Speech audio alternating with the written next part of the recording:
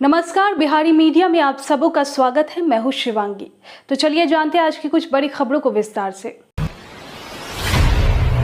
बिहार में ITI trade अनुदेशक के 1279 पदों पर भर्ती शुरू। बिहार तकनीकी सेवा आयोग ने सरकारी आईटीआई संस्थानों में ट्रेड अनुदेशक के 1279 पदों पर भर्ती के लिए आवेदन आमंत्रित किए हैं। इस संबंध में आयोग की वेबसाइट पर भर्ती विज्ञापन जारी किया गया है।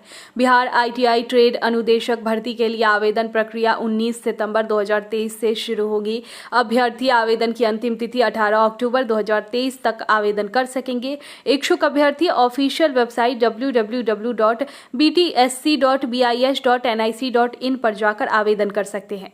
बीटीएससी की ओर से जारी नोटिस के अनुसार इस भर्ती का विस्तृत नोटिफिकेशन ऑफिशियल वेबसाइट पर 18 सितंबर 2023 को जारी किया जाएगा। बिहार में डेंगू संक्रमितों की संख्या 2000 के पार। अस्पतालों में अन्य बीमारियों के मरीज भी बढ़े। बिहार में डेंगू का प्रकोप बढ़ता ही जा रहा है। राज्य में शनिवार को 240 नए डेंगू के मरीज पाए गए। डेंगू से पीड़ित 204 मरीजों को शनिवार को राज्य के मेडिकल कॉलेज अस्पतालों में भर्ती कराया गया।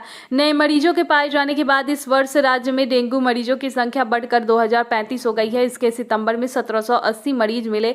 जिन जिलों में डेंगू के नए मरीज पाए गए हैं, स्वास्थ्य विभाग के अनुसार पटना में 63, भागलपुर में 24, बेगूसराय में 21, मुंगेर में 13 और औरंगाबाद में 9 शामिल है। वहीं पटना जिले में डेंगू जैसी मच्छर जनित बीमारियों के साथ साथ मौसमी रोगों की चपेट में आ रहे हैं। खांसी, जुकाम, वायरल बुखार, डेंगू, मलेरिया, चिकनगुनिया से पीड़ित सैकड़ों मरीज रोज अस्पताल पहुंच रहे हैं। विशेष रूप से डेंगू के मरीजों की संख्या में इजाफा हुआ है।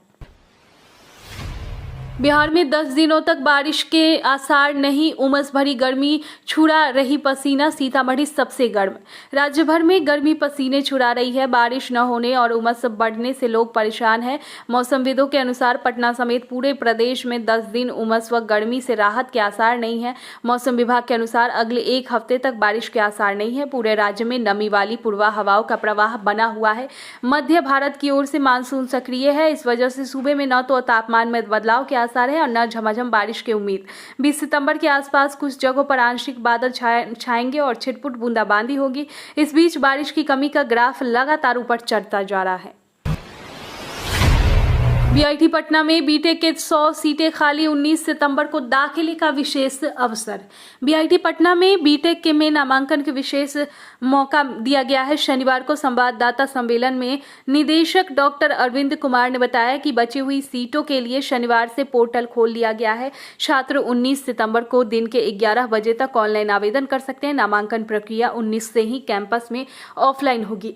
ऑनलाइन आवेदन करने वाले सभी छात्रों को दाखिला के लिए कैंपस में आना होगा। पूरे बिहार नामांकन प्रक्रिया आयोजित की जाएगी। नामांकन मेगा के आधार पर ही होगी। इसके लिए जेईई मेंस का स्कोर और इंटर में 60 अंक जरूरी है। अभ्यर्थी सिविल, मैकेनिकल, इलेक्ट्रिकल एवं इलेक्ट्रॉनिक्स एंड कम्युनिकेशन में दाखिला ले सकते हैं। 100 सीटें खाली हैं। 19 तक दाखिला प्रक्रिया समाप्त करने के बाद 20 से कक्षाएं शुरू हो जाएगी। के पाठक के आदेश के खिलाफ पटना एससी पहुंचे कोचिंग संचालक। इस मामले में दायर की याचिका। बिहार शिक्षा विभाग के आईएएस के पाठक ने प्राइवेट कोचिंग संस्थानों पर नकेल कसा तो अब मामला सीधे हाईकोर्ट पहुंच गया।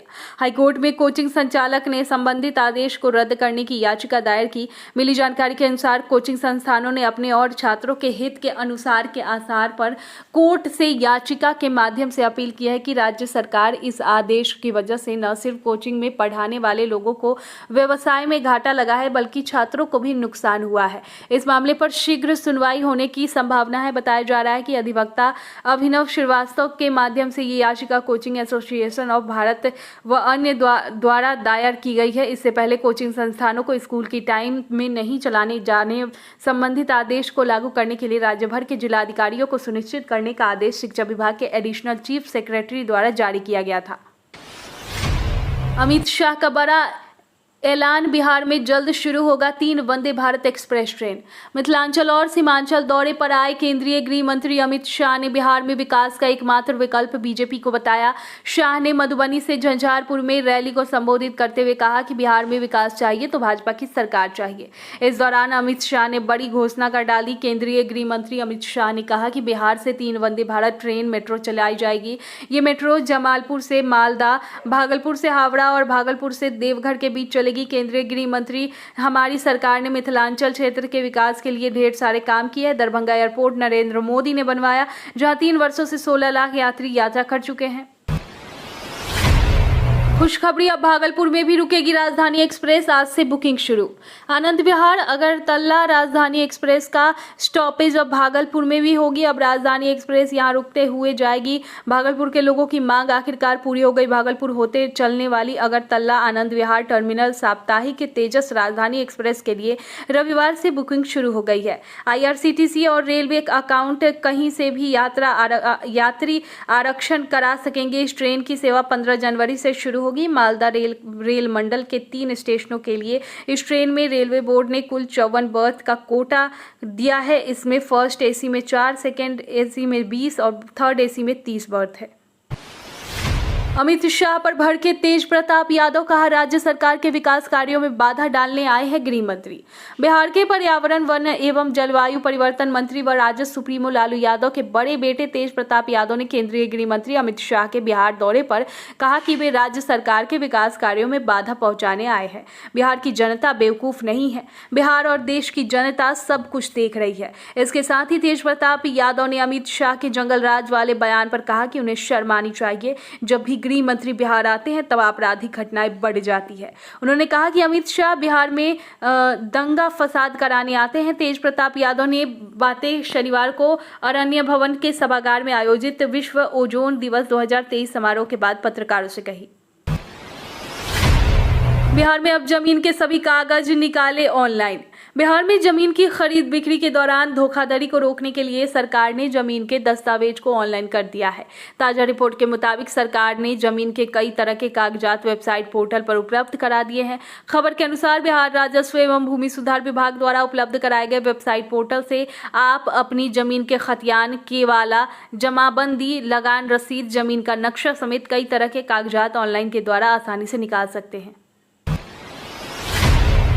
भारत ने 8वीं बार एशिया कप जीता। श्रीलंका को 10 विकेट से हराया। वनडे में टीम इंडिया की सबसे बड़ी जीत।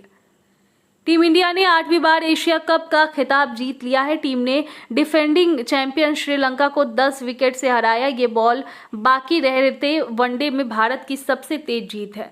टीम ने 263 बॉल शेष रहते जीत हासिल कर ली। इससे पहले टीम इंडिया ने केन्या को 2001 में 231 रन बॉल रहते हराया था।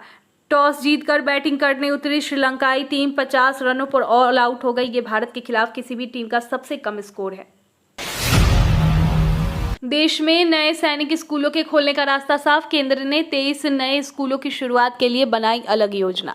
देश में नए सैनिक स्कूल खोलने को लेकर केंद्र सरकार ने अहम निर्णय लिया है। रक्षा मंत्री राजनाथ सिंह ने साझेदारी माध्यम से 23 नए सैनिक स्कूल स्थापना को मंजूरी दे दी है।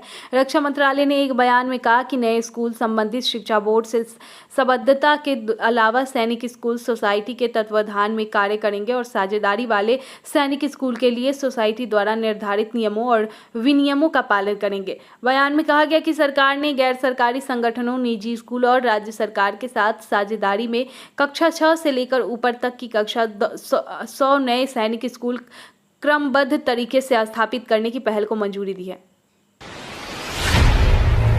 मोदी ने यशोभूमि के पहले फेज का उद्घाटन किया। ये एशिया का सबसे बड़ा कन्वेंशन और एक्सपो सेंटर। मेट्रो से पहुंचे कामगारों से मिले। प्रधानमंत्री नरेंद्र मोदी ने रविवार 17 सितंबर को India international conventional and expo central Yashobhoomi के पहले पार्ट का इनॉग्रेशन किया। दिल्ली के द्वारिका में बना यह दुनिया का सबसे बड़ा MICE सेंटर है। इससे पहले प्रधानमंत्री ने द्वारका सेक्टर 21 से यशोभूमि द्वारका सेक्टर 25 तक बने एयरपोर्ट एक्सप्रेस लाइन के एक्सटेंशन का उद्घाटन किया। नया Yashobhoomi Dwarka sector 25 underground station है जो सीधे शहर की जरूरी जगहों जैसे इंदिरा गांधी इंटरनेशनल एयरपोर्ट के टर्मिनल 3 और नई दिल्ली रेलवे स्टेशन से जुड़ा हुआ है। पीएम विश्वकर्मा योजना की हुई शुरुआत। पीएम मोदी ने कहा यह देश के कारीगरों का समर्पित है। पीएम नरेंद्र मोदी ने अपने जन्मदिन और विश्वकर्मा पूजा के अवसर पर पीएम विश्वकर्मा योजना की शुरुआत की। पीएम मोदी ने इस अवसर पर कहा कि ये योजना देश के कारीगरों को समर्पित है।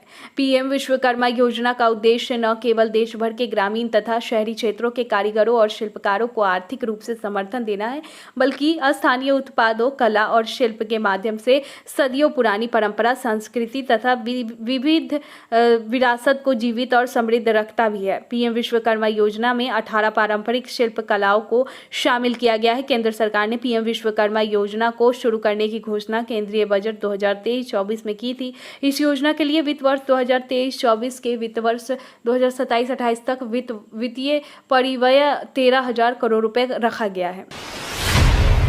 रांची पटना वंदे भारत की यात्रियों में लोकप्रियता कम, खाली जा रही सीटें।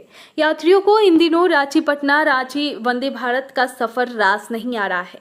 यही तो वजह है कि लगातार कई दिनों से इस ट्रेन की अधिकतर सीटें खाली रह जा रही है।